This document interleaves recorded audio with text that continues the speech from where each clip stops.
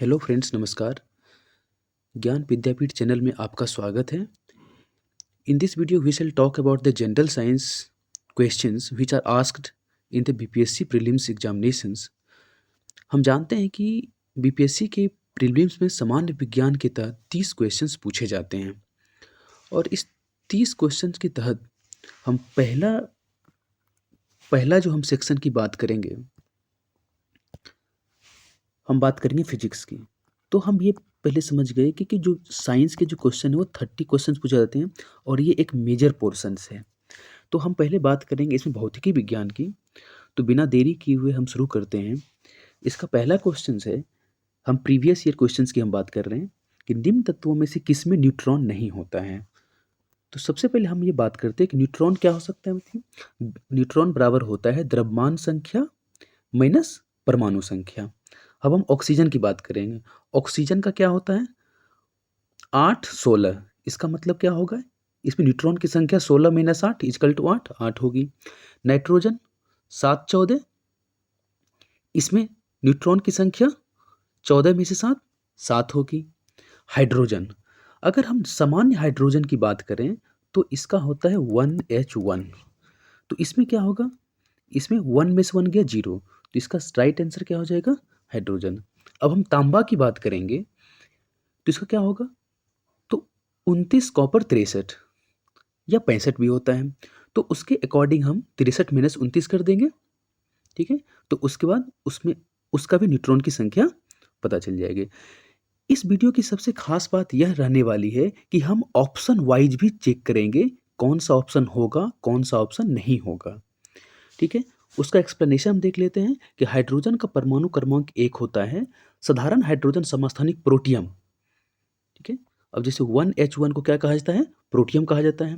1H2 को deuterium कहा जाता है और 1H3 को क्या कहा जाता है, उसको ट्राइटियम कहा जाता है। क्या कहा जाता है, ट्राइटियम कहा जाता है, ठीक है। तो अब हम इसमें एक और क्वेश्चंस की बात करेंगे जो ज़्यादा क्वेश्चन पूछे जाते हैं कि ड्यूटेरियम से संबंधित एक क्वेश्चंस एग्जामिनेशन में पूछे जाते हैं D2O, जिसको हम लोग भारी जल कहते हैं। भारी जल का प्रयोग न्यूक्लियर रिएक्टर में न्यूट्रॉन मंदक के रूप में किया जाता है, ठीक है। वो एक मंदक के रूप में किया जाता है भारी जल का प्रयोग।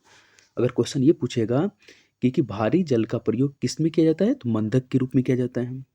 और एक क्वेश्चन और पूछा जा सकता है यहाँ से, अगर पूछेगा कि हाइड्रोजन के तीनों आइसोटॉप में, तीनों समस्थानिक प्रोटियम ड्यूटेरियम और ट्राइटियम में कौन रेडियो सक्रिय है, तो उसका आंसर क्या होगा, ट्राइटियम होगा। तो सबसे पहले हम लोग क्या एक एक्स्ट्रा क्वेश्चन क्या देख लिए, जो सबसे रेडियो सक्रिय हाइड्रोजन का जो समस्थानिक कौन सा है, ट्राइटियम है। अब हम नेक्स्ट क्वेश्चन की हम बात करेंगे। नेक्स्ट क्वेश्चन है कि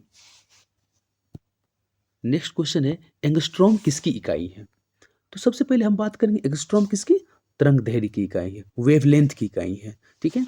तो तरंग, इसका एक्सप्लेनेशन, तरंग दैर्ध्य का मापन एंगस्ट्रॉम में किया जाता है। एक एंगस्ट्रॉम बराबर क्या होता है, 10⁻⁻10 मीटर होता है, ठीक है। अब हम इसके ऑप्शंस की बात कर लेते हैं। ऊर्जा की इकाई क्या होती है, जूल होती है। आवृत्ति की इकाई क्या होती है, हर्ट्ज होती है। वेग की इकाई क्या होती है, मीटर पर सेकेंड होती है। इसमें एक हम ऊर्जा की बात करेंगे तो अगर आपको पता होगा कि 1 किलो वाट आवर को एक यूनिट कहा जाता है। जो हमारे घरों में जो बिजली आती है वो यूनिट में नापी जाती है, उसको 1 किलो वाट आवर में नाप सकते हैं। और ये कितना होता है जूल में अगर बात करेंगे, 3.6 इंटू 10⁻6 जूल होता है, ठीक है। ओके, अब हम क्वेश्चन नंबर 3 की बात करेंगे। क्वेश्चन नंबर 3 है, प्रकाश वर्ष किसकी इकाई है। प्रकाश वर्ष किसकी इकाई है, तो इसका राइट आंसर क्या हो जाएगा, दूरी, ठीक है। तो प्रकाश वर्ष का क्या मतलब, प्रकाश द्वारा एक वर्ष में तय की गई दूरी को एक प्रकाश वर्ष कहते हैं। मेरे एक वर्ष में लाइट जितना डिस्टेंस ट्रेवल करता है उसी ट्रेवल्ड डिस्टेंस को हम क्या बोलते हैं, लाइट ईयर। और एक लाइट ईयर में कितना होता है, 9.46 इंटू 10⁻15 मीटर होता है। तो फिर से एक बार देख लेते हैं, एक लाइट ईयर बराबर 9.46 इंटू 10⁻15 मीटर होता है। यहीं से एक मिलता-जुलता सवाल और पूछता है कि 1 पारसेक बराबर क्या होता है? तो 1 पारसेक बराबर जो होता है, वह 3.26 लाइट ईयर होता है। 1 पारसेक बराबर 3.26 लाइट ईयर, या कह सकते हैं कि 3.08 इंटू 10 का पावर 16 मीटर। ठीक है? तो यहाँ पे हम ये देख सकते हैं, यहाँ पे 10 का पावर 15 है, यहाँ पे 10 का पावर 16 है। तो एक और क्वेश्चन पूछा जा सकता है क्या, कि दूरी मापने की सबसे बड़ी इकाई क्या है? तो पारसेक है। तो यहाँ से 2-3 क्वेश्चन पूछे जा सकते हैं कि 1 लाइट ईयर में कितने मीटर होते हैं? तो ना ऐसे आप रखिएगा, 10 का पावर के रूप में याद रखिए, 10 का पावर 15, 1 पारसेक में कितने होते हैं? 10 का पावर 16। ठीक है? अगर एग्जैक्ट की बात करेंगे तो 1 लाइट ईयर में 9.46 इंटू 10 का पावर 15 मीटर, और 1 पारसेक में 3.08 into 10 to the power 16 metre. और अगर 1 पारसेक में लाइट ईयर की बात करेंगे तो 3.26 लाइट ईयर होता है। ठीक है? और तीसरा क्वेश्चन क्या है? दूरी नापने की सबसे बड़ी इकाई क्या है? वो पारसेक है। अब हम नेक्स्ट क्वेश्चन की हम बात करेंगे कि आवृत्ति को किस में नापा जाता है? तो इसका राइट आंसर क्या होगा? हर्ट्ज। आवृत्ति को किस में नापा जाता है? हर्ट्ज को। तो करेक्ट, यहाँ पे करेक्ट, आवृत्ति का एसआई मात्रा क्या होता है? हर्ट्ज होता है। ठीक है? करेक्ट, एक सामान्य मनुष्य 20 हर्ट्ज से 20,000 हर्ट्ज आवृत्ति की ध्वनि को सुन सकने में सक्षम होता है।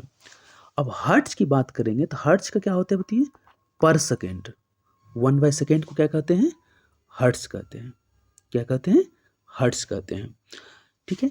अगर हम यहाँ बात करेंगे अब इसके ऑप्शन की, तो मीटर पर सेकेंड किसका यूनिट होता है?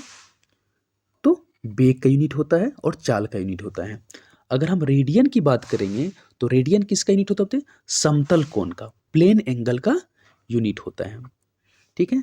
अगर इसी से एक मिलता जुलता है स्टेरेडियन, किसका यूनिट होता है? स्टेरेडियन जो होता है वो आपका सॉलिड एंगल का होता है यूनिट। इसी को घन कोण भी बोलते हैं। इसको घन कोण भी बोलते हैं। ठीक है? और वाट, वाट क्या है?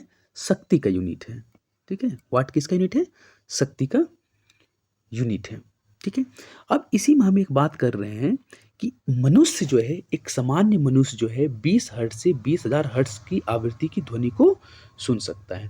तो इसका मतलब ये हुआ कि 20 हर्ट्ज से नीचे की ध्वनि को, 20 हर्ट्ज से नीचे की आवृत्ति वाली ध्वनि को मनुष्य नहीं सुन सकता है, और 20,000 हर्ट्ज से ज़्यादा वाली आवृत्ति को भी मनुष्य नहीं सुन सकता है। ठीक है? अब दूसरा बात क्या है कि 20 हर्ट्ज से नीचे वाले ध्वनि को अपश्रव्य ध्वनि कहते हैं, और 20,000 हर्ट्ज से ज़्यादा ध्वनि को हम प्राश्रव्य ध्वनि कहते हैं। और ऐसा कहा जाता है कि प्राश्रव्य ध्वनि को, जो 20,000 हर्ट्ज से ज़्यादा होते हैं, उसको कुत्ता, बिल्ली, चमगादड़ ही उसको सुन सकते हैं। और यहीं पे एक प्राश्रव्य ध्वनि का एक और क्या हो सकता है, इस पे एक और क्वेश्चन पूछा जाता है प्राश्रव्य ध्वनि, कि प्राश्रव्य ध्वनि का उपयोग क्या क्या होता है। तो अगर एक क्वेश्चन पूछे गठिया के उपचार में किस ध्वनि का उपयोग किया जाता है, तो प्राश्रव्य ध्वनि का उपयोग किया जाता है। अगर ये क्वेश्चन पूछेगा ब्रेन ट्यूमर का पता लगाने में किस ध्वनि का उपयोग किया जाता है, तो प्राश्रव्य ध्वनि का उपयोग किया जाता है। तो इसलिए हम जो यहाँ पे बात कर रहे हैं, किसी भी क्वेश्चन का आंसर तो हम बता ही रहे हैं, उसका पूरा ऑप्शन का हम एक्सप्लेनेशन हम कर रहे हैं। इससे क्या होगा कि आप एक क्वेश्चन के अंदर बहुत सारे क्वेश्चन को आप समझ सकते हैं। अब हम नेक्स्ट क्वेश्चंस की बात करेंगे कि घड़ी में प्रयोग होने वाले, ठीक है, क्वार्ट्ज क्रिस्टल किसके बने होते हैं? तो ये किसके बने होते हैं? ये सिलिकॉन डाइऑक्साइड के बने होते हैं। किसके बने होते हैं? सिलिकॉन डाइऑक्साइड के बने होते हैं। कह रहा है घड़ी में प्रयोग होने वाले क्वार्ट्ज क्रिस्टल सिलिकॉन डाइऑक्साइड के SiO2। सिलिकॉन डाइऑक्साइड का फॉर्मूला क्या है?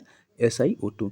यद्यपि प्राकृतिक रूप से इनमें से कुछ रॉक क्रिस्टल और राइन स्टोन के रूप में पाए जाते हैं, वस्तुतः जिनका वाणिज्यिक रूप से उपयोग होता है, ये मानव निर्मित होते हैं। क्वार्ट्ज क्रिस्टल का प्रयोग रेडियो, टेलीविजन में भी किया जाता है। तो अगर एक क्वेश्चन ये पूछा जा सकता है कि क्वार्ट्ज क्रिस्टल का प्रयोग कहाँ कहाँ किया जाता है, तो सबसे पहले घड़ी में, फिर रेडियो में, फिर टेलीविजन में। ठीक है? फिर से एक बार देख लेते हैं कि घड़ी में प्रयोग होने वाले क्वार्ट्ज क्रिस्टल किसके बने होते हैं, तो वो सिलिकॉन डाइऑक्साइड के बने होते हैं। दूसरा क्वेश्चन ये पूछा जा सकता है कि क्वार्ट्ज क्रिस्टल का प्रयोग कहाँ कहाँ किया जाता है, तो क्वार्ट्ज क्रिस्टल का प्रयोग रेडियो में, टेलीविज़न में और घड़ी में किया जा सकता है। अब यहीं पे एक क्वार्ट्ज से मिलता जुलता कुछ एक चीज़ है, क्वार्ट्ज से मिलता जुलता चीज़ है। जैसे हम लोग पढ़े हैं कि अवसादी चट्टान को है ना, हम लोग कयांतरित चट्टान में बदला जाता है। तो क्या होता है जो सेंट स्टोन क्वार्जाइट में, यहीं से क्वार्जाइट एक मिलता जुलता वर्ड है, इसलिए हम यहाँ पे बात कर रहे हैं। तो सेंट स्टोन को बोला जाता है बलुआ पत्थर। तो बलुआ पत्थर क्या है, सेडिमेंट्री रॉक है, अवसादी चट्टान है, और वो क्वार्जाइट कयांतरित चट्टान में बदल जाता है। उस तरह से चूना पत्थर वो संगमरमर में बदल जाता है। चूना पत्थर क्या है, सेडिमेंट्री रॉक है, और मार्बल क्या है, मेटामॉर्फिक रॉक है। अब हम नेक्स्ट क्वेश्चन की बात करेंगे कि हर्ट्ज में क्या नापा जाता है। तो हर्ट्ज में क्या नापा जाता है, आवृत्ति नापा जाता है। क्या नापा जाता है, आवृत्ति। अगर आपको आवृत्ति का डायमेंशन, तो अगर क्या होगा 1/सेकेंड, मतलब टी का पावर -1, टी का पावर -1, ठीक है। अगर आवृत्ति का एसआई मात्रक क्या है, हर्ट्ज है, अर्थात हर्ट्ज में आवृत्ति मापा जाता है। इसे संकेत Hz द्वारा प्रदर्शित किया जाता है। एक सामान्य मनुष्य 20 हर्ट्ज से 20,000 हर्ट्ज तक ध्वनि को सुनने में सक्षम होता है, ठीक है। अब जस्ट हम बात कर ली थी कि 20,000 हर्ट्ज से ज्यादा ध्वनि को हम क्या बोलते हैं, पराश्रव्य ध्वनि कहते हैं। और इस ध्वनि को कुत्ता, बिल्ली, चमगादड़ सुन सकता है। और पराश्रव्य ध्वनि का प्रयोग गठिया का उपचार में और ब्रेन ट्यूमर का पता लगाने में भी इसका प्रयोग किया जाता है, ठीक है। और 20 हर्ट्ज से नीचे की ध्वनि को अपश्रव्य ध्वनि कहते हैं। क्या कहते हैं, अपश्रव्य ध्वनि कहते हैं, ठीक। अगर अब हम ऊर्जा की बात करें, ऊर्जा का मात्रक क्या है, जूल है। क्या है, जूल है। उष्मा का भी मात्रक क्या है, जूल है, ठीक है। ओके, गुणवत्ता ऐसा कुछ नहीं होता है, ठीक। अब हम नेक्स्ट क्वेश्चन की बात करेंगे। नेक्स्ट क्वेश्चन है विद्युत शक्ति की इकाई क्या है। विद्युत शक्ति की इकाई क्या है, मतलब इलेक्ट्रिक पावर की का यूनिट क्या है। तो इसका यूनिट क्या होगा, वाट होगा। पावर का यूनिट क्या होता है, शक्ति का यूनिट क्या होता है, वाट होता है। जूल पर सेकेंड, जूल पर सेकेंड, ठीक है। तो विद्युत शक्ति बराबर क्या होता है, जूल मतलब कार्य बटा सेकेंड मतलब समय, ठीक है। तो विद्युत शक्ति का एसआई मात्रक क्या होता है, वाट होता है, ठीक है। ओके, अब हम ऑप्शन की बात करेंगे। तो एम्पियर किसका यूनिट है, एम्पियर विद्युत धारा का यूनिट है। किसका है, विद्युत धारा का यूनिट है। वोल्ट किसका है, इलेक्ट्रिक वोल्ट का, विद्युत विभवांतर का यूनिट है। कूलम्ब किसका है, तो आवेश का है, यानी चार्ज का यूनिट है। किसका है, आवेश का यूनिट है। अब हम नेक्स्ट क्वेश्चन की बात करेंगे। दृश्य स्पेक्ट्रम के तरंग दैर्ध्य, क्वेश्चन नंबर 8 की बात करेंगे। दृश्य स्पेक्ट्रम के तरंग दैर्ध्य यानी वेवलेंथ की सीमा क्या है। तो अगर इसमें राइट आंसर क्या होगा, 3900 एंगस्ट्रॉम से लेके 7600 एंगस्ट्रॉम। ओके, ठीक है। अगर हम इसके एक्सप्लेनेशन की बात करेंगे, इसमें क्या है, कह रहा है कि दृश्य स्पेक्ट्रम के संबंध में कोई निश्चित सीमा रेखा निर्धारित करना कठिन है। यह व्यक्ति की उम्र, आंखों की क्षमता, प्रकाश स्रोत की दूरी एवं तीव्रता आदि बातों पर निर्भर करता है। सही बात है। अगर व्यक्ति की उम्र, आंखों की क्षमता, प्रकाश स्रोत से दूरी, ठीक है, और तीव्रता आदि बातों पर निर्भर करता है। समान तौर पे इसकी सीमा कितना होता है, 320 नैनोमीटर। देखिए, अगर हम नैनोमीटर की बात करेंगे तो 320 नैनोमीटर होगा। 1 नैनोमीटर में कितना होता है, 10⁻⁹ मीटर होता है, ठीक है। अगर हम एंगस्ट्रॉम की बात करेंगे तो 3200 नैनोमीटर से 860 नैनोमीटर। अगर एंगस्ट्रॉम या 3200 एंगस्ट्रॉम से 8600 एंगस्ट्रॉम होगा। अमेरिकी अंतरिक्ष एजेंसी नासा ने इसकी सीमा 380 से 700 नैनोमीटर बताता। अब थोड़ा सा ये ऑप्शन के अकॉर्डिंग आपको चलना पड़ेगा। एनसीईआरटी, एनसीईआरटी किसको माना है कि 700 नैनोमीटर से लेके, सॉरी 400 नैनोमीटर से 700 नैनोमीटर तक मापन है, ठीक है। तो इसका ये सेंस है, आप 4000 एंगस्ट्रॉम से लेके 7000 एंगस्ट्रॉम। अतः परीक्षार्थी प्रश्न के विकल्पों के अनुसार इस प्रास के भीतर निकटतम उत्तर का चयन कर सकते हैं। अब नेक्स्ट क्वेश्चन है, वही सेम क्वेश्चन है कि सौर विकिरण में निम्न में से किस प्रास में दिखता है, ठीक है। अभी हम जस्ट बात की 400 से 700, यह एनसीईआरटी में दिया हुआ है। किस में दिया हुआ है, ये एनसीईआरटी में दिया हुआ है। ठीक है। अब हम नेक्स्ट क्वेश्चन की हम बात करेंगे कि आर्द्रता आर्द्रता किस उपकरण से नापी जाती है। आर्द्रता किस उपकरण से नापी जाती है? तो ये हाइग्रोमीटर से नापी जाती है। हाइग्रो, जी जी वाला, नॉट हाइड्रो। तो हाइग्रोमीटर से नापी जाती है। ठीक है।